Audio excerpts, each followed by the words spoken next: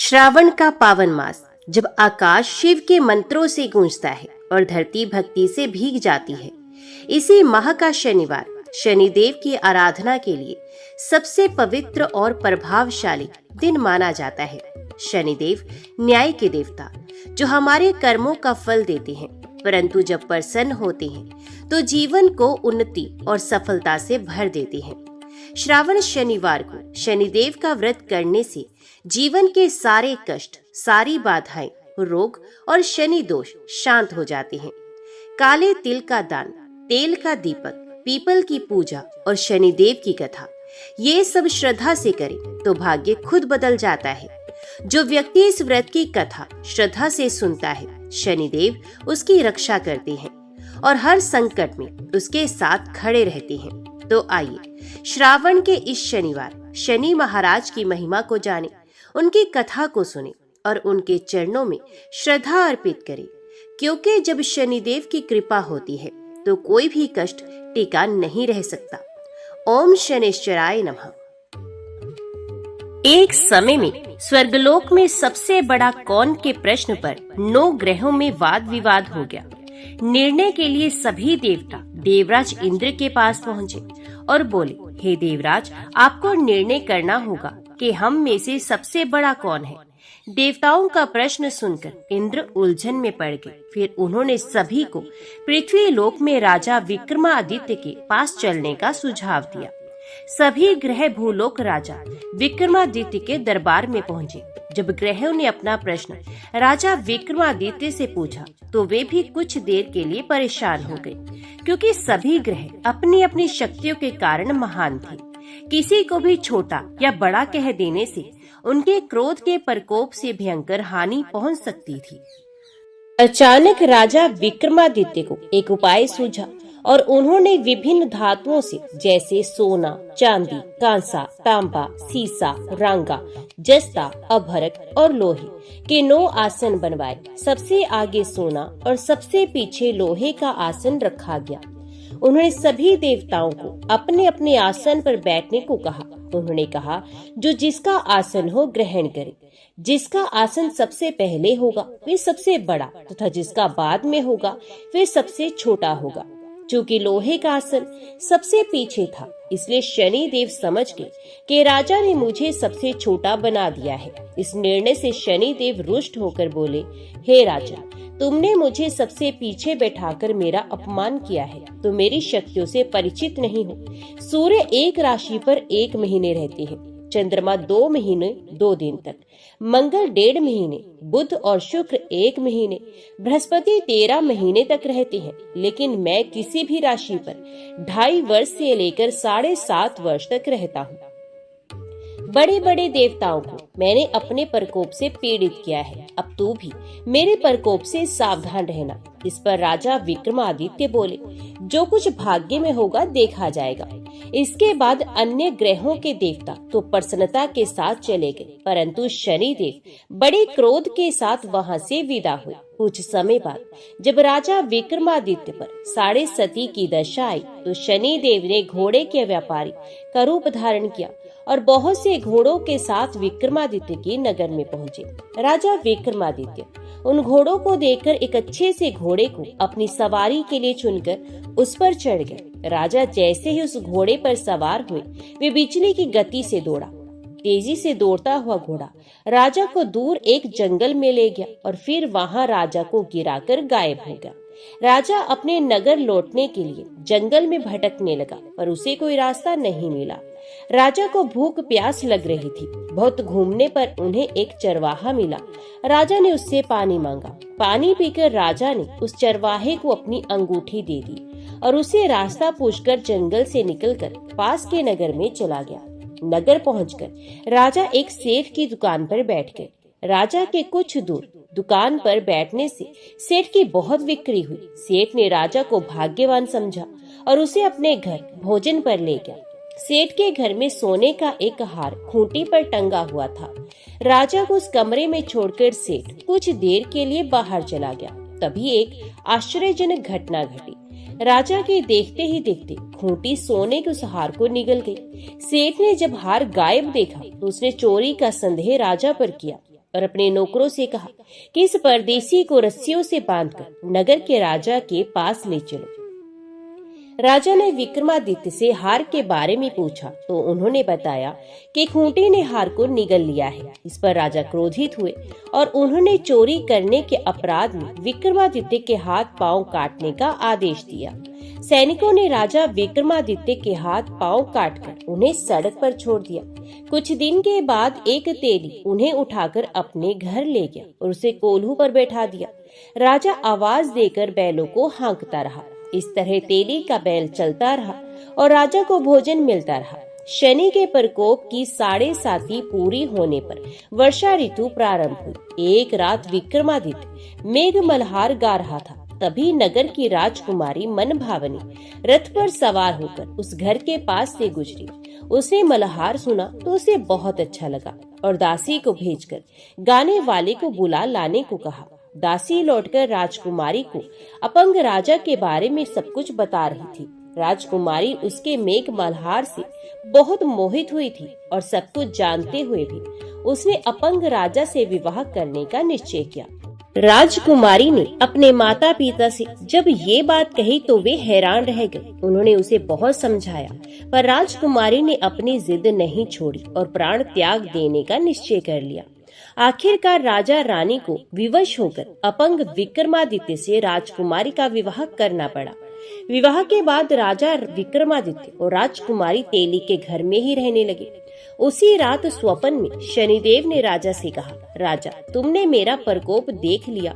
मैंने तुम्हें अपने अपमान का दंड दिया है। राजा ने शनिदेव से क्षमा करने को कहा और प्रार्थना की कि हे शनिदेव, आपने जितना दुख मुझे दिया है अन्य किसी को न देना। शनिदेव ने कहा, राजा, मैं तुम्हारी प्रार्थना स्वीकार करता हूँ। जो कोई स्त्री पुरुष मेरी पूजा करेगा, कथा सुनेगा, जो नित्य ही मेरा ध्यान करेगा, चींटियों को आटा खिलाएगा, ये सभी प्रकार के कष्टों से मुक्त होता रहेगा तथा उसके सब मनोरथ पूर्ण होंगे। ये कहकर शनिदेव अंतर ध्यान हो गए। प्रातः काल राजा विक्रमादित्य की आंख खुली तो अपने हाथ पांव देखकर राजा को बहुत खुशी हुई। उन्होंने मन ही मन शनिदेव को प्रणाम किया। राजकुमारी भी राजा के हाथ पांव को सही सलामत देखकर आश्चर्य में डूब गई। तब राजा विक्रमादित्य ने अपना परिचय देते हुए शनिदेव के प्रकोप की सारी कहानी कह सुनाई। इधर सेठ को जब इस बात का पता चला तो दौड़ता हुआ आया और राजा विक्रमादित्य के चरणों में गिरकर क्षमा मांगने लगा। राजा विक्रमादित्य ने उसे क्षमा कर दिया क्योंकि वे जानते थे कि ये सब तो शनिदेव के प्रकोप के कारण ही हुआ था। सेठ राजा विक्रमादित्य को पुनः अपने घर ले गया और उन्हें भोजन कराया।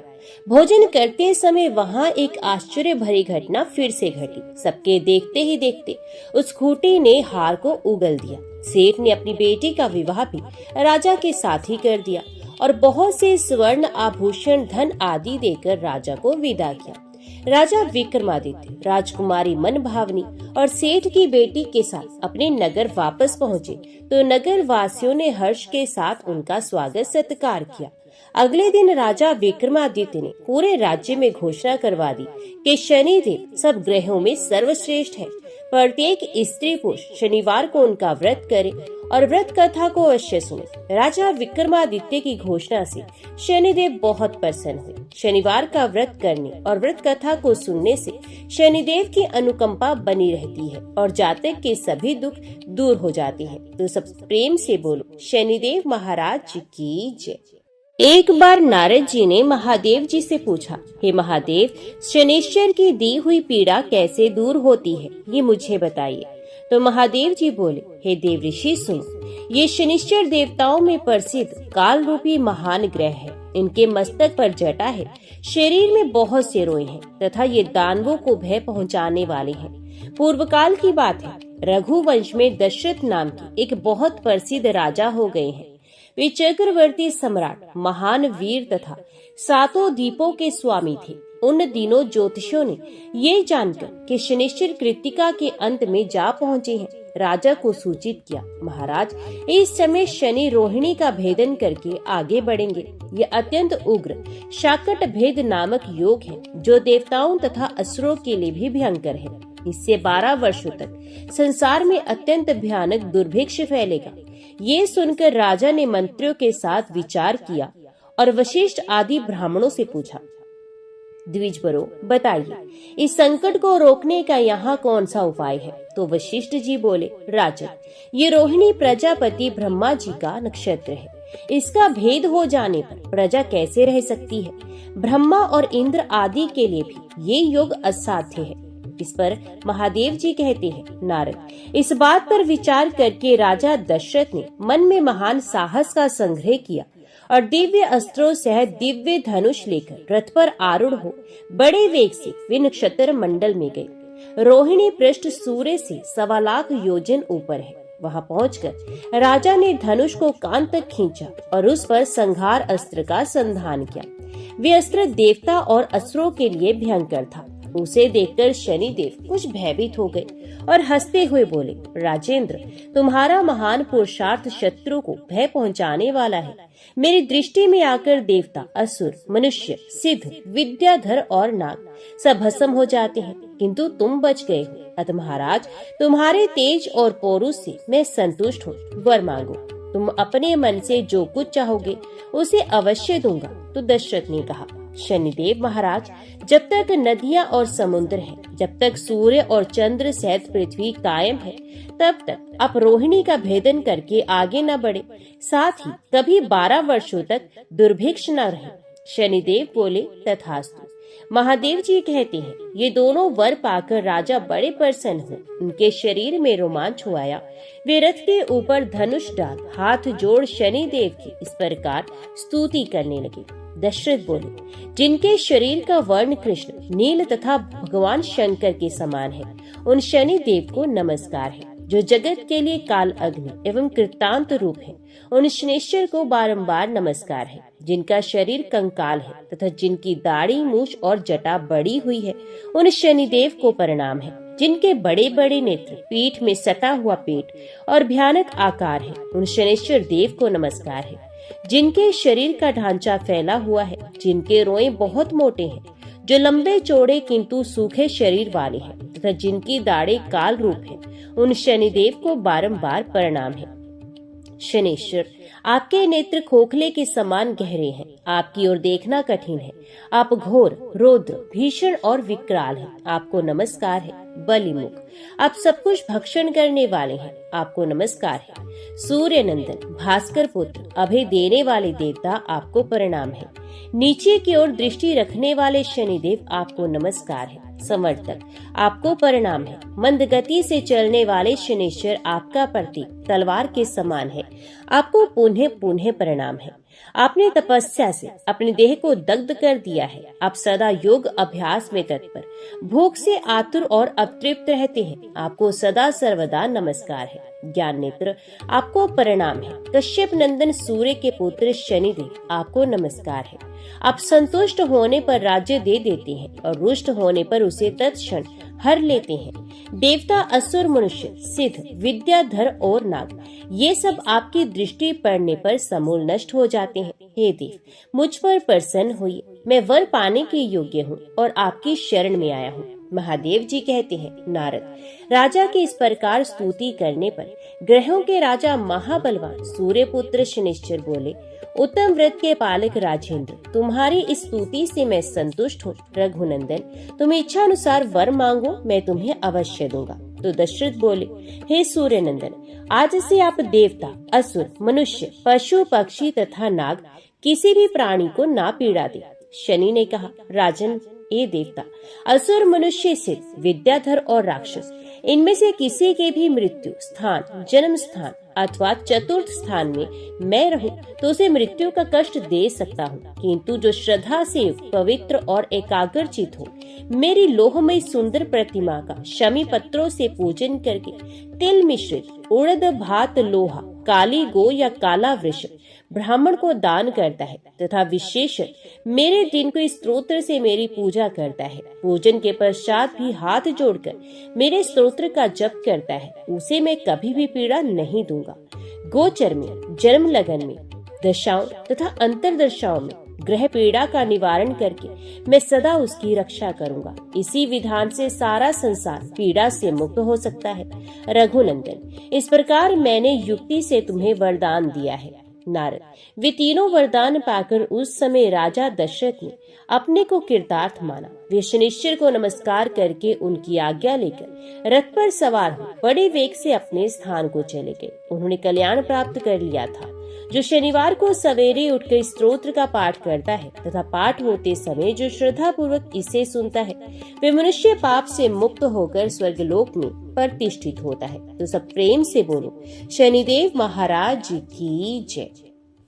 शिव पुराण के कथा के अनुसार एक समय शनिदेव भगवान शंकर के धाम हिमालय पहुंचे। उन्होंने अपने गुरुदेव भगवान शंकर को प्रणाम कर उनसे आग्रह किया, हे प्रभु, मैं कल आपकी राशि में आने वाला हूँ, अर्थात मेरी वक्र दृष्टि आप पर पड़ने वाली है। शनिदेव की बात सुनकर भगवान शंकर हतप्रभ हो गए और बोले, हे शनिदेव, आप कितने समय तक अपनी वक्र दृष्टि मुझ पर रखेंगे? तो शनिदेव बोले, हे नाथ, कल सवा पहर के लिए आप मेरी वक्र दृष्टि पर रहेगी। शनिदेव की बात सुनकर भगवान शंकर चिंतित हो गए और शनि की वक्र दृष्टि से बचने के लिए उपाय सोचने लगे। शनि की दृष्टि से बचने हेतु अगले दिन भगवान शंकर मृत्यु लोक आए। भगवान शंकर ने शनिदेव और उनकी वक्र दृष्टि से बचने के लिए एक हाथी का रूप धारण कर लिया। भगवान शंकर को हाथी के रूप में सवा पहर तक का समय व्यतीत करना पड़ा तथा शाम होने पर भगवान शंकर ने सोचा, अब दिन बीत चुका है और शनिदेव की दृष्टि का भी उन पर कोई असर नहीं होगा। इसके उपरांत भगवान शंकर उन्हें कैलाश पर्वत लौट आए। भगवान शंकर प्रसन्न मुद्रा में जैसे ही कैलाश पर्वत पर पहुँचे, उन्होंने शनिदेव को उनका इंतजार करते पाया। भगवान शंकर को देखकर शनिदेव ने हाथ जोड़कर प्रणाम किया। भगवान शंकर मुस्कुराकर शनिदेव से बोले, आपकी दृष्टि का मुझ पर कोई असर नहीं हुआ।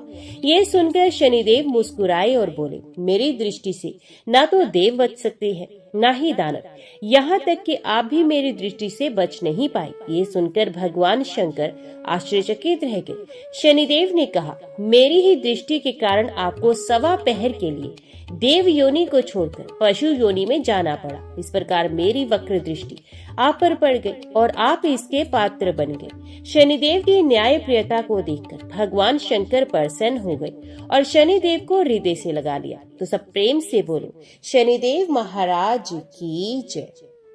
अभी सुनिए भगवान गणेश और शनिदेव की कथा।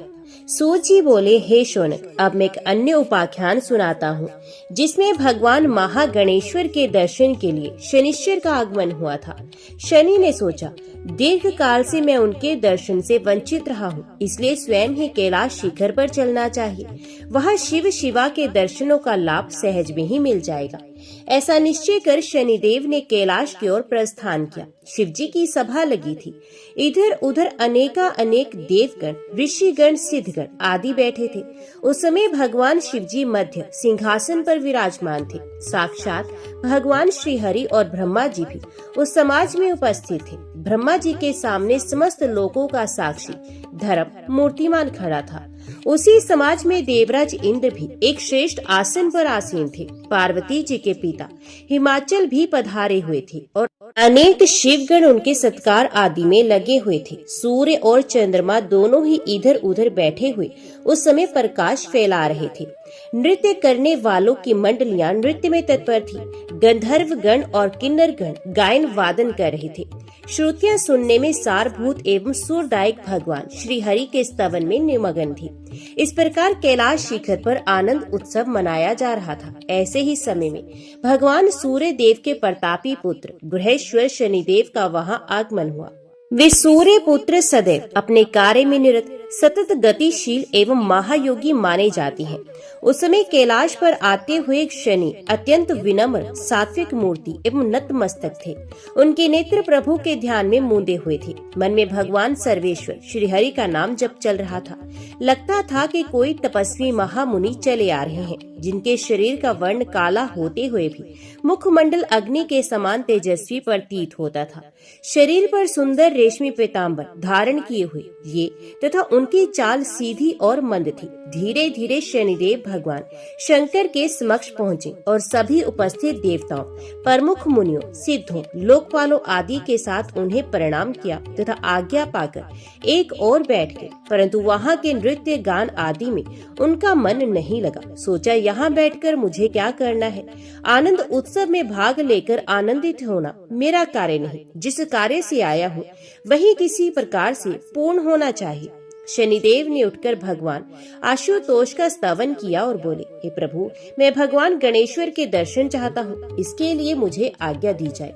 शनिदेव की इच्छा देखकर प्रमुख मुनियों और विष्णु आदि देवताओं ने भी भगवान शंकर से अनुरोध किया कि शनिदेव को गणेश जी के दर्शन की सुविधा अवश्य प्रदान की जाए। पार्वती नाथ मुस्कुराए और बोले, गणेश्वर के दर्शन करने हैं तो गिरजा नंदिनी के पास जाओ। वत्स, वे वहीं उन्हीं के पास खेल रहा होगा। शनि ने पूछा, माता पार्वती जी इस समय कहाँ होंगी? चंद्रशेखर, मुझे वहाँ भेजने की व्यवस्था की जाए। हे प्रभु, भगवान शंकर ने नंदी को संकेत किया तो नंदी ने शनिदेव को अपने पास बुलाकर धीरे से कहा, शनिश्चर, समाज की शांति भंग मत करो। चुपचाप मंद गति से पार्वती जी के भवन पर जा पहुँचो। वहाँ द्वार पर कोई होगा, वे तुम्हें भीतर पहुँचा देगा, परंतु देखो वक्र गति से ना जाना। शनिश्चर मन ही मन हंसे। सोचा, यहाँ परम धाम में भी मेरा वक्र गति का ऐसा भय समाया हुआ है। फिर प्रगट में नंदीश्वर से बोले, नहीं प्रभु, यहाँ ऐसी धृष्टता कैसे कर सकता हूँ? कृपया मुझे ये स्थान तो बताइए जहाँ जगत जननी का भवन विद्यमान है। नंदीश्वर हंसे और फिर बोले, शनिदेव, तुम्हारी दृष्टि से कोई स्थान बचा हो ये मैं नहीं समझता। घूम फिर कर तुम सभी स्थानों का परीक्षण कर लेती हो, तब जगत जननी पार्वती जी का भवन तुम्हारी दृष्टि की पहुंच से कैसे बचा रहा? शनिदेव ने भी हंसकर उत्तर दिया, यहाँ सभी की दृष्टि कुंठित हो जाती है। नंदीश्वर, माया में एवं माया की भगवान शंकर की उस महामाया का पार कौन पा सकता है? अब आप कृपा करके मुझे वे स्थान बता दे तो मैं वहाँ पहुँचूं। नंदीश्वर ने कहा, अरे वे सामने ही तो माता गिरजा का भवन दिखाई दे रहा है। देखो, वहाँ वे विशालाक्ष भगवान द्वारपाल बने हुए द्वार पर खड़े हैं। शनिश्चर ने वहां से उठने का उपक्रम किया और भवन की ओर चले। वास्तव में वहां एक अत्यंत सुंदर एवं भव्य भवन अवस्थित था। उसके चारों ओर असंख्य परमथ गण विद्यमान थे। भवन के मुख्य द्वार पर अन्य गणों के अतिरिक्त एक विशाल नेत्र वाला सुंदर पुरुष हाथ में त्रिशूल लिए हुए खड़ा था। शनिदेव धीरे धीरे उधर ही चल पड़े, किंतु भवन आदि को देख ना सके।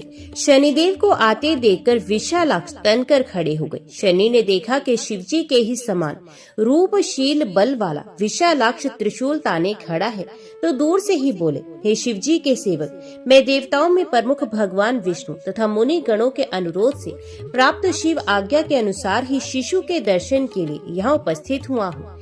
विशालाक्ष ने शनिश्चर के निवेदन पर ध्यान नहीं दिया। ये देखकर उन्होंने पुनः कहा, हे बुद्धिमान, हे वीर, आप कृपया मुझे जगत जननी पार्वती जी के पास ना जाने दें। मैं केवल बालक के दर्शन करके ही वापस लौट जाऊंगा।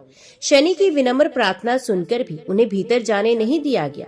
वे बोले, मैं ना तो देवताओं की आज्ञा का वहन करने वाला हूँ और ना ही शिवजी का ही सेवक हूँ। तो देवताओं का दास, विष्णु का पार्षद या शिव का किंकर हूँ, उससे कहो। शनिदेव बड़े असमंजस में पड़े। उन्होंने सोचा, अब क्या किया जाए?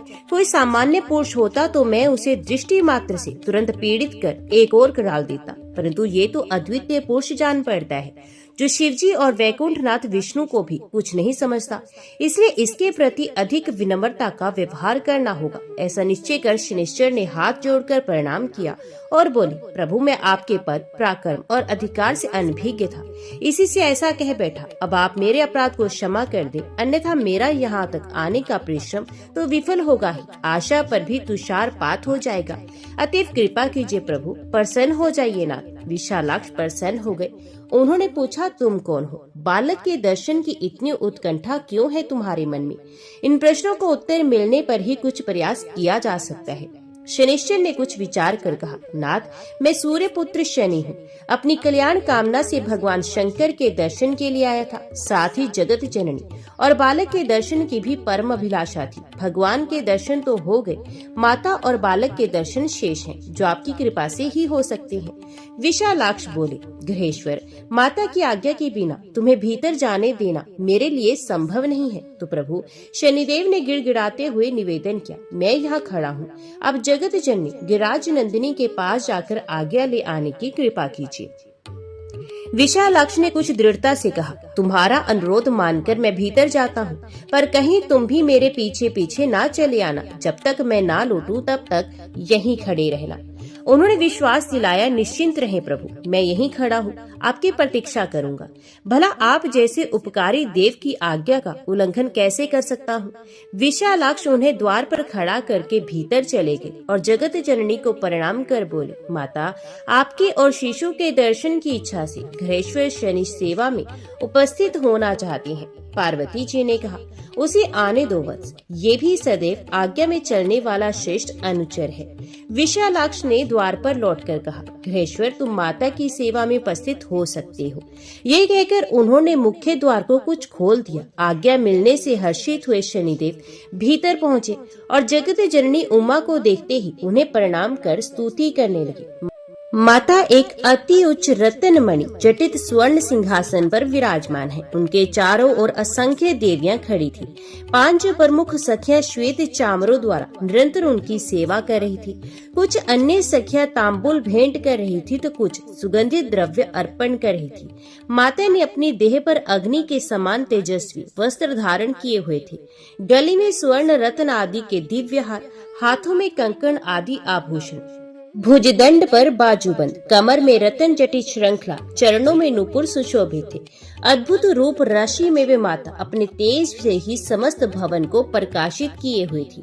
उनकी गोद में अद्वितीय शिशु विद्यमान था। उनके समक्ष अप्सराएं और देवांगनाएं नृत्य कर रही थी। किन्नरियां और गंधर्वनियां गायन वादन में तल्लीन थी। इस प्रकार भवन में अद्वितीय आनंद उत्सव मनाया जा रहा था। वातावरण सर्वत्र शांत था। समस्त नारी समाज रस विभोर हो रहा था, परंतु सर नीचा किए रहने के कारण वे कुछ भी देख ना सके। सूर्यपुत्र शनि को अपने चरणों में दंडवत करते देखकर माता प्रसन्न होती हुई बोली, शनिश्चर, हे वत्स, मैं तुमसे अत्यंत प्रसन्न हूँ। तुम निरंतर लोक कल्याण के लिए गतिशील रहते हो, अत आयुष्मान रहकर अपने कार्य का निर्वाह करते रहो। बोलो और क्या चाहते हो, मैं तुम्हारी अभिलाषा सुनना चाहती हूँ। यदि कुछ इच्छा हो तो वर मांग सकते हो। शनिदेव ने कहा, माता, मैं आपके शिशु दर्शन की कामना से यहाँ उपस्थित हुआ हूँ। आप मेरी ये इच्छा पूर्ण करने की कृपा करें। उमा ने कहा, वत्स, शिशु तो मेरी गोद में ही है। मेरे दर्शन के साथ उसके दर्शन भी सहज रूप से हो रहे हैं। अब और जो कुछ चाहती हो वे भी कहो। शनिश्चर ने निवेदन किया, मातेश्वरी, संसार में तप ही प्रधान कर्म है। सभी प्राणी अपने अपने कर्म रूप तप का ही फल भोगते हैं। शुभ या अशुभ कोई भी कर्म किसी भी कल्प में लुप्त नहीं होता। अपने ही कर्म फल रूप में उसे देवता, दैत्य, गंधर्व, किन्नर आदि योनियों की प्राप्ति होती है। कर्म फल से ही जीव इंद्रादि की पदवी प्राप्त करता है अथवा ब्रह्मा प्रभूति रूप ग्रहण करता है। कर्म ही उसे पशु, पक्षी, कीड़ा मकोड़ा आदि का जन्म धारण कराते हैं। कर्म ही मनुष्य देहधारी को राजा, राजमंत्री, सेनापति, आचार्य आदि बना देता है। उसी से राजा के घर में जन्म की प्राप्ति होती है। कर्म ही ऊंच नीच जाति, व्याधि, विपत्ति आदि में कारण होता है। कर्म ही त्रिक योनियों में डालता है। वही जीव को वृक्ष आदि के रूप में डाल देता है। कर्म ही अल्प आयु और दीर्घ आयु के कारण है। वही जीव को चिंता में डालता है और वही चिंताओं से उबारने में समर्थ होता है। कर्म का फल ही मनुष्य को धनवान बनाता है। उसी से अपनी गांठ का बंधन भी निकल जाता है। कर्म से मनुष्य को भाई, संतान एवं स्त्री आदि की प्राप्ति होती है। विषय में आसक्ति अथवा अनासक्ति भी कर्म आदि की प्राप्ति का फल है। यश, अपयश, हानि, लाभ, जीवन, मरण आदि की प्राप्ति भी किए हुए कर्मों से ही होती है। सभी जानते हैं कि शुभ कर्म से शुभ फल की जीव को जो कुछ भी प्राप्ति, अप्राप्ति और कुप्राप्ति होती है, उस सबका कारण पूर्वकृत कर्म ही अधिक मान्य है। वर्तमान में किए जाने वाले कर्मों का फल शीघ्र मिल सकता है, किंतु उनमें जो अधिक ग्रहित होते हैं उनका फल देर से ही अधिक मिलता है। यदि वर्तमान जीवन में उनका भोग किसी कारणवश प्राप्त नहीं होता तो वे अगले जन्म में भोगना होता है। हे माता, ये सब तो मैंने प्राकृत कथन रूप से संक्षेप में ही कह दिया। वस्तुतः आप स्वयं ही कर्म फल आदि के विषय में सब कुछ जानती हैं, इसलिए मेरी उक्त बातों का आपके समक्ष कोई अर्थ नहीं। फिर भी किसी प्रसंग को प्रस्तुत करने के लिए उसका पूर्व रूप भी कहना उचित है। अब आप एक अत्यंत गोपनीय और महत्वपूर्ण इतिहास सुनिए। यद्यपि वे ना कहने योग्य इतिहास माता के समक्ष लज्जाजनक भी है, तो उसे भी कहना होगा। मातेश्वरी, मैं आरंभ से ही भगवान श्री कृष्ण का भक्त रहा हूँ तथा मेरा मन सदैव उन्हीं भगवान के चरणारविंदों में लगा रहता था। विषयों से विरक्त रहता हुआ मैं पूर्ण रूप से तपस्वी बन गया, किंतु उस समय वे तपस्या समाप्त हो गई जब मेरा विवाह हो गया। तभी एक सखी बीच में ही बोल उठी, विवाह होने पर तो तपस्या का भंग होना स्वाभाविक ही था, सभी की यही दशा होती है, तब तुम्हारी बात में क्या विशेषता है? तो शनि ने कहा, विशेषता है तभी तो कह रहा हूँ, उस विशेषता पर भी ध्यान दो। मेरा विवाह चित्रत की अत्यंत सुंदरी तेजस्विनी कन्या से हुआ था। वे सती भी निरंतर तपस्या में लगी रहती थी। एक बार जब वे ऋतु स्नाता हुई तब उसने 16 श्रृंगार किए। उस समय वे दिव्य अलंकारों से विभूषित और अत्यंत शोभामयी लग रही थी। उसके रूप और श्रृंगार दोनों ने मिलकर सोने में सुहागे का ही कार्य किया था। उस समय उसका रूप मुनियों को भी मोहित कर लेने वाला बन गया था। रात्रि होने पर वे मेरे पास उपस्थित हुई। मैं भगवान श्री कृष्ण के ध्यान में तल्लीन था, इसलिए उसके आगमन पर भी मैंने ध्यान नहीं दिया, किंतु वे तो मंदावित हो रही थी। कुछ तीखे स्वर में मुझसे बोली, स्वामिन मेरी ओर देखो तो सही, किंतु मैंने उसकी ओर कुछ भी ध्यान नहीं दिया। वे अपने चंचल नेत्रों से देख रही थी, किंतु मेरी तल्लीनता भंग न हो पाई। उसने अपने को असफल प्रयास देखा तो क्रोधित हो गई, क्योंकि उसका ऋतुकाल व्यर्थ हो रहा था। क्रोध में भी उसने मुझे चैतन्य करने का भरसक प्रयत्न किया था। जब वह मेरा ध्यान भंग करने में सफल नहीं हो सकी, तब सहसा कामवती कह बैठी, अरे मूर्ख, तूने मेरी ओर देखा तक नहीं, इस कारण मेरे ऋतुकाल की रक्षा नहीं हो सकी, अर्थात मेरा ऋतुकाल व्यर्थ ही जा रहा है। इस कारण अब तू जिस किसी को भी देखेगा वे अवश्य ही नष्ट हो जाएगा। उसका शाप मेरे कानों में पड़ा, जिससे मेरा ध्यान भंग हो गया। नेत्र खोलकर देखा तो मेरी पत्नी ही खड़ी है। वे उस समय अत्यंत सुंदर प्रतीत हो रही थी। सोचने लगा, ये तो मेरी पत्नी है, इसने मुझे ऐसा शाप क्यों दे दिया। वस्तु ये मेरी भूल भी है कि विवाह करके भार्य को संतुष्ट करने के अपने कर्तव्य से विमुख ही रहा। फिर सोचा, यदि अब भी संतुष्ट कर लूं तो शाप से बच सकता हूँ। ऐसा विचार दृढ़ करके मैंने शांत करने का प्रयत्न किया। देवी प्राण प्रिय, मैं ध्यान अवस्थित था, इसी से तुम्हारी याचना नहीं सुन सका, अन्यथा तुम्हारी उपेक्षा कभी नहीं करता। अब मुझे जो आज्ञा हो करने को तैयार हूँ। इसी प्रकार मैंने उसे अनेक बार मनाया। जब वे शांत हो गई तब उसे काम्य प्रदान कर उसे शाप मिथ्या करने का आग्रह करने लगा, परंतु अब ऐसी कोई शक्ति नहीं रह गई थी जो अपने शाप को वे नष्ट कर सकती। शाप देने के कारण उसका पातिव्रत धर्म अशक्त हो गया था। उसने बहुत पश्चाताप करते हुए कहा, मुझसे बड़ी भूल हो गई है। मैं चाहती हूँ कि मेरे द्वारा दिया गया शाप नष्ट हो जाए, किंतु शाप नष्ट नहीं हुआ। ऐसा ही समझता हुआ मैं उसी दिन से किसी की भी ओर आंख उठाकर नहीं देखता, क्योंकि आंख उठाकर देखने से ना जाने किसका अहित हो जाए। लोक कल्याण के लिए ही मैं सब समय अपना मस्तक झुकाए रखता हूँ। इसी कारण हे जगत जननी, मैं आपको या आपके शिशु को नहीं देख सका था। शनि को प्राप्त शाप और उसके कारण सदैव मुख को नीचे किए रहने की बात सुनकर पार्वती जी हंस पड़ी।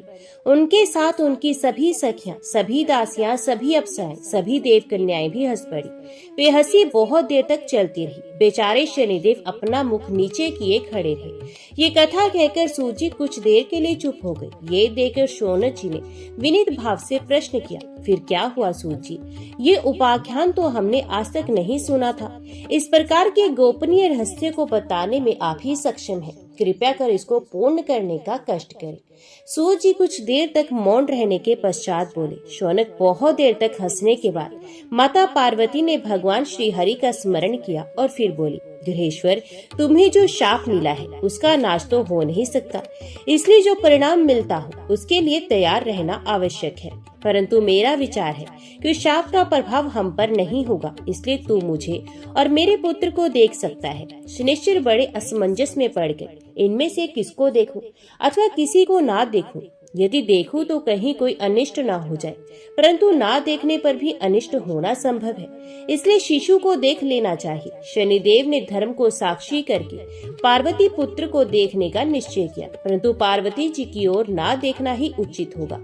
ऐसा निश्चय करके भी आशंका के कारण खिन्न वाले शनि के कंठ, ओष्ठ व तालु शुष्क हो गए। फिर उन्होंने अपने मन को शांत करते अपने दाएं नेत्र के कोने से शिशु के मुख की ओर देखा। शनिदेव का उस शिशु को देखना था कि आशंका साकार हो उठी। उनकी दृष्टि पड़ते ही शिशु का मस्तक छिन्न हो गया। यद्यपि शनि ने दाएं नेत्र के कोण से शिशु की एक झलक ही देखी थी, तथापि शाप का फल ना मिट सका। बालक के मस्तकीय भाग से रक्त की अविरल धारा बह निकली। पार्वती की गोद में रक्त ही रक्त दिखाई देता था, परंतु वे छिन्न हुआ। मस्तक अपने अभिष्ट गोलोक धाम में जाकर भगवान कृष्ण के शरीर में प्रविष्ट हो गया। उस विचित्र घटना से सभी व्याकुल हो गए। देवी गिरजा नंदिनी तो अत्यंत शोकाकुल हो गई और रोते रोते उन्हें मूर्छा ही आ गई। जो महिलाएं उनसे दूर स्थित थी वे उधर दौड़ पड़ी। अनेक स्त्रियां चित्र में बनाई जाने वाले के समान स्तंभित सी हुई सखियों ने पार्वती जी को जगाने का बहुत प्रयास किया, किंतु कोई सुपरिणाम ना निकला। भवन में होने वाले घोर कोलाहल को सुनकर नंदीश्वर पता लगाने के लिए दौड़े और फिर लौटकर कहने लगे, हे प्रभु, हे चंद्रमौली, भवन में बड़ी विचित्र दुर्घटना घट गई है। शिशु के दर्शन के लिए आए हुए शनिदेव ने जो ही बालक के दर्शन किए त्यों ही उसका मस्तक छिन्न होकर उड़ गया। बेचारा शनिश्चर दीनहीन हुआ, सिर झुकाए वहीं खड़ा हुआ है। नंदी की बात सुनकर सभी उपस्थित समाज शोकग्रस्त हो गया। भगवान शंकर तो इतने व्याकुल हो गए कि उन्हें मूर्छा सी आ गई। गिरिराज, हिमाचल, देवराज इंद्र एवं सभी देव, ऋषि, गंधर्व, किन्नर आदि रोने लगे, परंतु भगवान श्री हरि ने तुरंत ही गरुड़ का स्मरण किया और कुछ ही देर में गरुड़ आकर उपस्थित हुए। भगवान श्री हरि उस पर आरूढ़ होकर उत्तर दिशा की ओर चल पड़े। पुष्य भद्रा नदी के तट के निकट ही भयंकर वन में एक गजराज अपनी सुघड़काय हथनी के साथ सो रहे थे। भगवान श्री हरि उसे देखते ही गरुड़ से उतरे और अपने सुदर्शन चक्र को प्रेरित कर गजराज का मस्तक काट दिया। उस समय इतना भयंकर शब्द हुआ कि 10 दिशाएं कांप गई। उस शब्द ने सभी को जगा दिया। हथनी और उसके बच्चे गजराज की वे दशा देखकर चित्कार करने लगे।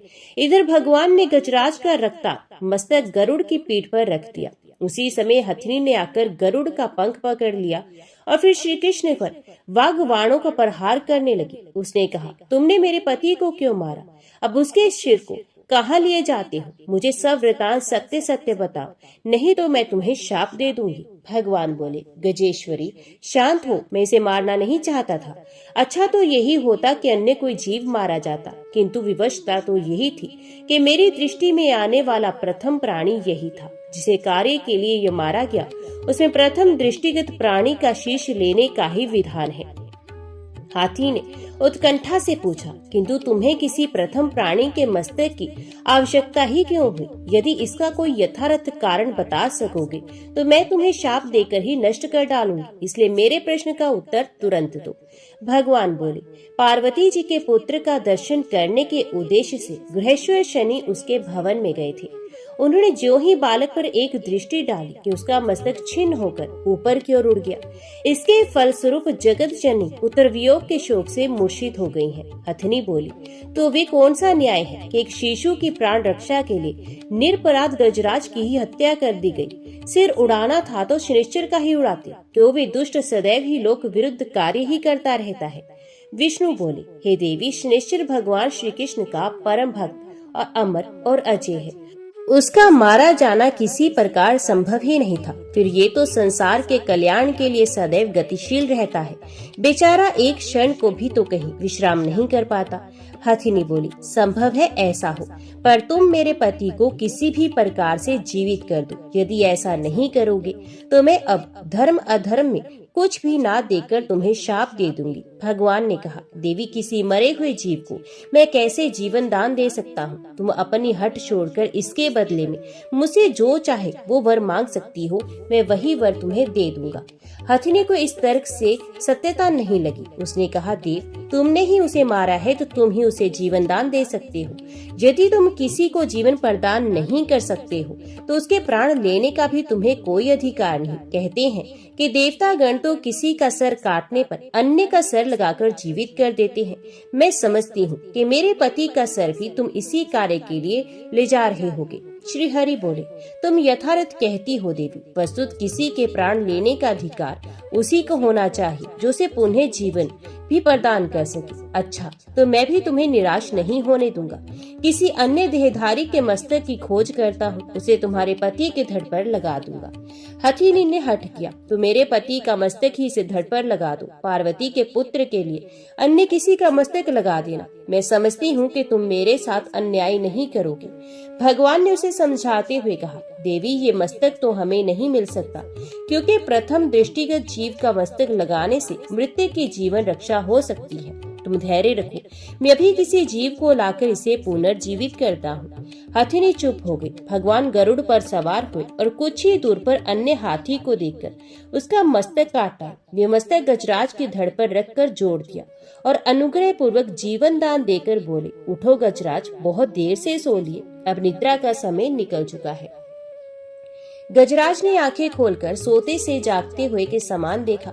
भगवान को देखकर उनके चरणों पर मस्तक रख दिया और स्तुति करने लगा, प्रभु, आज मैं अत्यंत धन्य हो गया। जिन भगवान श्री हरि के दर्शन करोड़ों जन्म तपस्या करने पर भी नहीं होते, उनका सौभाग्य मुझे सहज में ही प्राप्त हो गया है। हे नाथ, आप चतुर्भुज, किरीटधारी, शंख चक्र आदि से संवित, समस्त दिव्य आयुधों से सुसज्जित तथा गरुड़ पर आरूढ़ होकर गमन करने वाले हैं। आपको मेरा बारंबार नमस्कार है। हे प्रभु, आपने मेरा मस्तक छिन्न किया, ये बड़े सौभाग्य की बात हुई। साक्षात आपके द्वारा मारा जाना तो निश्चय ही मोक्ष रूप परम पुरुषार्थ का कारण होता है। उससे निश्चय ही मुझे मोक्ष की प्राप्ति होगी, किंतु अब पुनर्जीवित होने से मैं उस दुर्लभ मोक्ष से वंचित ही रह जाऊंगा। भगवान ने उसके सर पर हाथ फेरते हुए कहा, भक्तराज, तुम्हारा इच्छित अवश्य प्राप्त होगा। तुम्हारी पत्नी पतिव्रता है, इसी के अनुरोध से तुम्हें पुनर्जीवन की प्राप्ति हुई है। हथिनी ने भगवान की स्तुति की, प्रभु, उस शोकग्रस्त अवस्था में मुझसे जो भूल बन गई हो उसे क्षमा करें। उस समय आवेश में आकर मैं आप परमेश्वर के प्रति अनेक दुर्वचन प्रयोग में ला बैठी थी। भगवान ने उसे भी मीठी वाणी से परितुष्ट किया और गरुड़ पर चढ़कर गजराज के काटे हुए मस्तक सहित कैलाश की ओर मन के वेग से समान चल दिए और शीघ्र ही जगत जननी पार्वती जी के भव्य भवन में जा पहुँचे। भगवान श्री हरि को हाथी के मस्तक सहित आते देखकर सब उपस्थित समुदाय ने खड़े होकर उनका स्वागत किया। जब पार्वती जी को ये ज्ञात हुआ कि शिशु के धड़ पर हाथी का मस्तक जोड़ा जाएगा, तब वे अधिक व्याकुल होती हुई बोली, जनार्दन, तो मेरे पुत्र को निडर पशु ही बना देना चाहती हो। अवश्य इसके वध में तुम्हारा ही हाथ रहा होगा, क्योंकि तुम किसी को सुखी नहीं देखना चाहते। मेरे शिशु होने के समाचार से तुम्हें ये भय हुआ होगा कि कहीं बड़ा होकर मेरी पदवी ना छीन ले, इसलिए शनिश्चर को साथ लेकर यहाँ आ गए। फिर हमें अनुग्रहित बनाने की दृष्टि से हाथी का मस्तक ले आए, जिससे कि मेरा पुत्र पशु और महामूर्ख बना रहे। कहो, तुम्हारी चाल यही थी ना, जो प्राय सफल हो गई। भगवान मुस्कुराए। तभी वहाँ खड़े हुए शनिश्चर ने कहा, माता, आपका अनुमान यथार्थ नहीं है। भगवान श्री हरि तो शिव सभा में बहुत पहले से विराजमान थे, उनसे मेरी भेंट कभी हुई ही नहीं।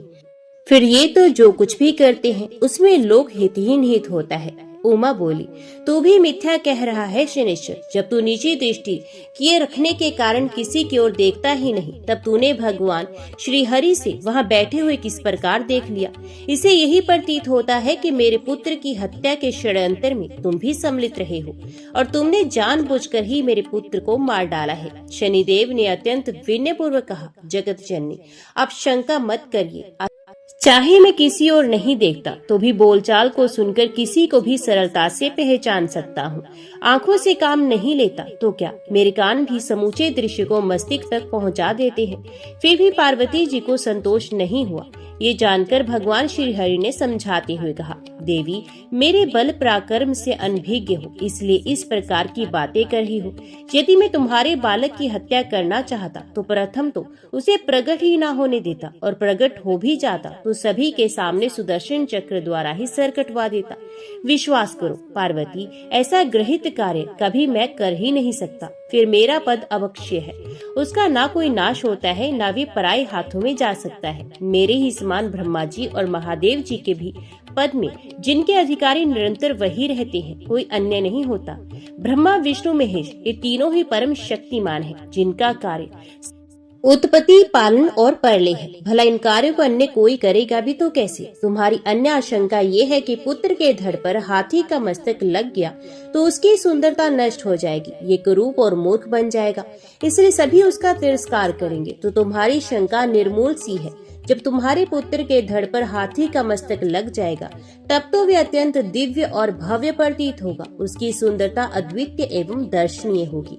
बस ऐसा लगेगा कि कभी ये रूप देखा ही नहीं है। उसका रूप अत्यंत मनोहर रहने के साथ ही उसमें अद्भुत बुद्धि रहेगी। सुर, असुर, यक्ष, किन्नर, गंधर्व, नाग एवं मनुष्य आदि में कोई भी उसके जैसा बुद्धिमान नहीं होगा। इसमें लोग उपकार करने की भी प्रबल शक्ति और सुमति होगी। जब लोग इनकी महिमा को समझ जाएंगे तब इससे विद्या बुद्धि की याचना करेंगे। ये अपने भक्तों को सदैव संतुष्ट करेगा और प्रथम पूजा का अधिकारी भी होगा। भगवान श्री हरि के तर्क संगत वचन सुनकर देवी पार्वती चुप हो गई। उन्होंने उत्तर नहीं दिया क्योंकि उनका मन अभी शांत नहीं हुआ था। भगवान ने उनका उत्तर प्राप्त हुए बिना ही हाथी के मस्तक को शुद्ध जल से स्वच्छ करके शिशु के धड़ पर रख दिया। इसमें प्राण को संचार हुआ और नेत्र खुल गए। गजमुख हुआ। बालक चारों ओर आंखें चलाता हुआ देखने लगा। सभी उपस्थित नर नारी प्रसन्न होकर गजानन भगवान की जय बोलने लगे। मन से या बेमन से माता को भी हर्ष व्यक्त करना पड़ा। उनके स्तनों में दूध उतर आया तो वे गजमुख को गोद में लेकर स्तनपान कराने लगी। परंतु पार्वती के चित्त में उसके प्रति अधिक स्नेह जागृत नहीं हुआ जानकर भगवान श्री हरि उन्हें पुनः समझाने लगे। चतुरानन, ब्रह्मा जी से कीट पर्यंत ये संपूर्ण विश्व अपने ही कर्म अनुसार भोगों को प्राप्त होता है। हे शिवे, आप तो स्वयं ही जगत के लिए बुद्धि स्वरूपा है, अतः आप किस तथ्य से अनभिज्ञ है, अर्थात सभी कुछ जानती है। अपने अपने कर्म अनुसार प्राणियों को सैकड़ों कल्प पर्यंत भोग भोगना पड़ता है और इसी कारण शुभ अशुभ कर्मों के वशीभूत हुए प्राणी प्रत्येक योनि में भोगों को निरंतर प्राप्त करते रहते हैं। हे सती, ये कर्म फल का भोग ही है। इंद्र को भी कभी कभी कीट योनि में जन्म लेना होता है तथा कभी कभी अत्यंत तपस्वी पुरुष भी अपने शुभ कर्मों के कारण इंद्र पद प्राप्त कर लेता है। हे गिरजे, प्राकृतिक कर्म के बिना सिंह किसी मक्खी को भी नहीं मार सकता। इसके विपरीत पूर्व जन्म के प्रथम कर्म के फलस्वरूप एक मच्छर भी हाथी को मार सकता है। कर्मों के फल से ही सुख, दुख, भय, शोक एवं आनंद की प्राप्ति होती है। शुभ कर्मों के फलस्वरूप सुख और हर्ष की तथा अशुभ कर्मों के बस सर्व दुख, शोक आदि की प्राप्ति होती है। कर्मों के शुभ फल के उपार्जन के लिए भारत देश अत्यंत योग्य एवं पुण्य क्षेत्र है, अर्थात इस देश की भूमि पर कर्म करने का फल शीघ्र ही उत्पन्न हो जाता है। गिरिराज नंदिनी, भगवान श्री कृष्ण ब्रह्मा के भी विधाता, काल के भी काल, निषेक के भी निषेक करता, कर्मफल के प्रदाता, संहारक के भी संहारक, पालन करता के भी पालक, पर से परे तथा गोलोक के स्वामी है। वही सबके नाथ एवं परिपूर्ण ब्रह्म है। हम ब्रह्मा, विष्णु, महेश्वर सभी जिस पुरुष की एक कला मात्र है, उसी का एक अंश ये महाविराट है। उस महाविराट के ही लोम छिद्रों में ये समस्त विश्व समाविष्ट रहता है। उसके कुछ कलांश धर्म में विद्यमान है तथा कुछ कलाओं के भी विभिन्न अंश होकर ये संपूर्ण जगत बना है तथा बिना यज्ञ की स्थिति भी उसी में है। इसलिए देवी, तुम सृष्टि के इस रहस्य को समझने की चेष्टा करो। अपने चित्त में उत्पन्न हुई अशांति एवं तर्क वितर्क को त्याग कर अपने पुत्र को संभालो। देखो, वे अत्यंत प्रतापी एवं महिमावंत है। भगवान के उक्त वचन सुनकर पार्वती का चित्त कुछ स्वस्थ हुआ।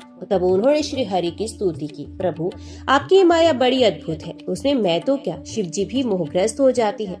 ये मेरी कैसी मूर्खता थी कि आप भी मेरे पुत्र को जीवित करने के प्रयास में लगे थे और मैं मोह में पड़कर आपके प्रति अपशब्द कह रही थी। हे जगन्नाथ, आप विशाल हृदय हैं, मुझे तुच्छ नारी के प्रति रोष को त्याग कर अनुग्रह कीजिए। आपने मेरे पुत्र को जीवित कर मुझ पर बड़ा अनुग्रह किया है, उसमें मैं कभी भूल नहीं सकती। हे दीन बंधु, मुझ मोर की स्त्री को क्षमा कीजिए प्रभु। विष्णु बोले, देवी मैं प्रसन्न हूँ, तुम्हारी यश वृद्धि हो और शिशु अमरत्व की प्राप्ति करे। ये सभी देवताओं में अत्यंत आदरणीय और सदैव प्रथम स्मरण के योग्य रहेगा।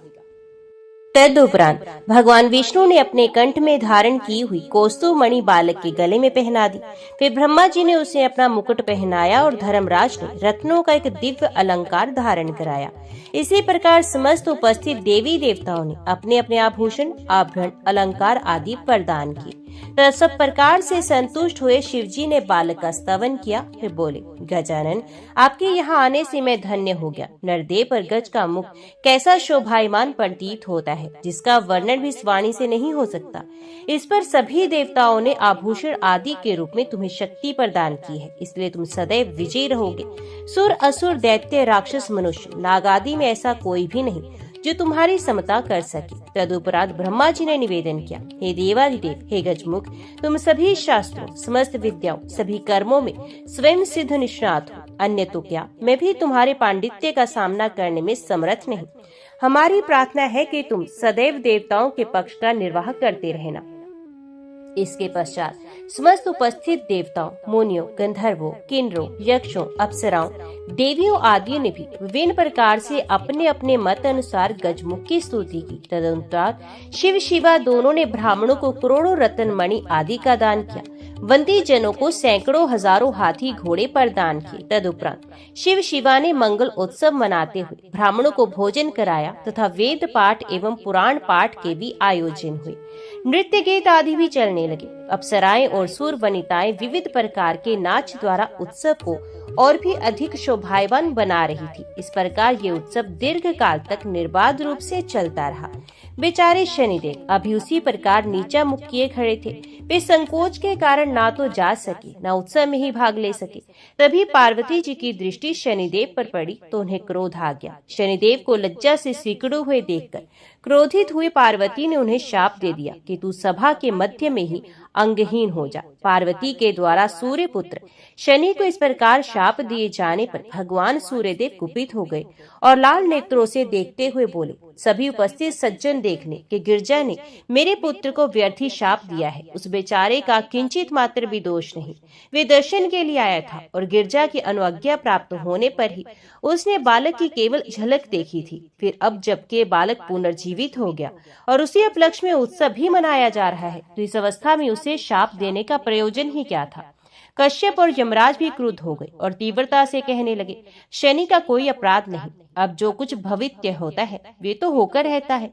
फिर शनिश्चर तो लज्जा से सर झुकाए खड़ा था, इसलिए इसे अभी शपथ करने की अपेक्षा उस पर दया करनी चाहिए। इस प्रकार कुछ अन्य देवता भी उठकर खड़े हो गए।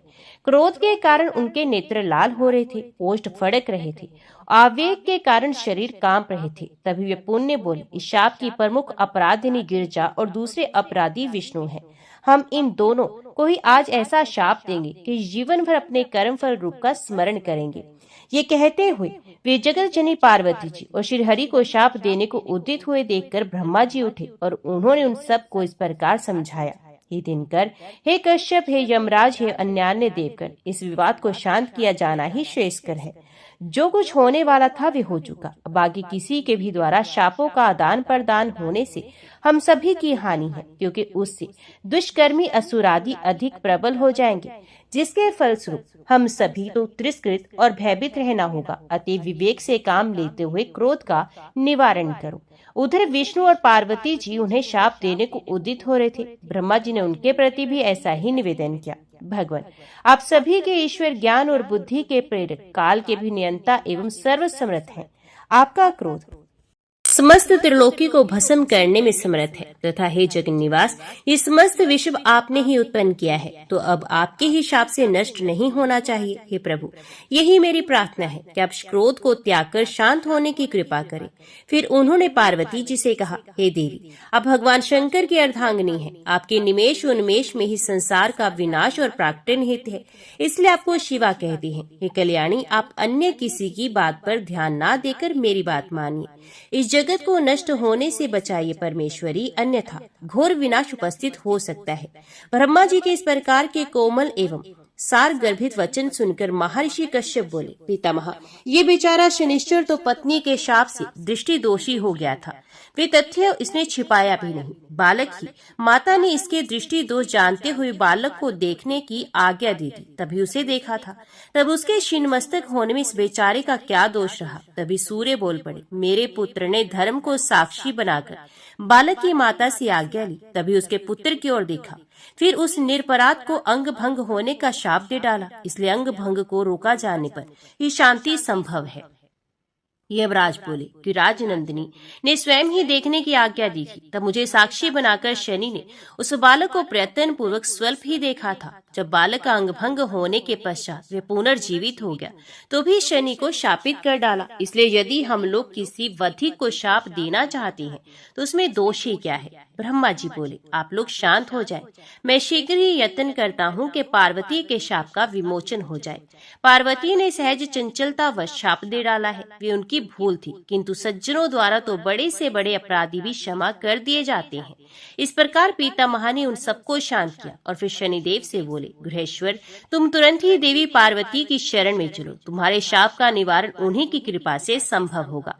यदि तुम्हारे पिता और उनके पक्ष वाले देवता माता पार्वती को शाप दे भी दे तो उससे तुम्हारे कोई उपकार नहीं हो सकता, इसलिए मेरे साथ चलो।